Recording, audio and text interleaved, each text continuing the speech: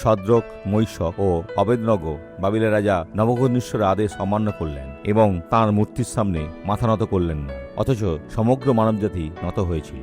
নবুকদনেছর মহান, তারা তা করল না। তিনি তাদের ডেকে পাঠালেন এবং তাদের সঙ্গে শান্তি স্থাপন করার চেষ্টা করলেন। এখন মাথা নত করো, আমি ওদেরকে আবার সুযোগ দেব। তিনি তাদের সুযোগ দিয়েছিলেন, কিন্তু তারা মাথা নত করেনি। তারা রাজাকে বলল, যদি হয় আমরা যাহার সেবা করি তিনি আমাদের উদ্ধার করতে সক্ষম, অগ্নিকুণ্ড হইতে উদ্ধার করতে সমর্থ আছেন, আর হে রাজন, তিনি আপনার হস্ত হইতে আমাদেরকে উদ্ধার করিবেন। তারা রাজার কাছে ভবিষ্যৎবাণী করল, তিনি বিশ্বাস করলেন না। তিনি লজ্জিত হলেন, কারণ তাদেরকে ভিতরে নিক্ষেপ করার পর ঘণ্টা কেটে গেল। তিনি অগ্নিকুণ্ড খুলতে বললেন। সেই তিনজন হাঁটছিল এবং তাদের সাথে একজন অতিথি ছিল। আর তিনি কে ছিলেন? প্রভুর দূত। তিনি অশান্তির সময় আবির্ভূত হন। আসুন এখন প্রার্থনা করি। পিতা, তোমার দূত তাদের চারপাশে শিবির স্থাপন করেন যারা তোমাকে ভয় করে। তিনি এই মুহূর্তে আমাদের পাশে আছেন এবং তিনি আমাদের উদ্ধার করবেন। ঈশ্বর, যে অশুভ শক্তি প্রবেশ করছে তা এক্ষুনি বেরিয়ে যাবে।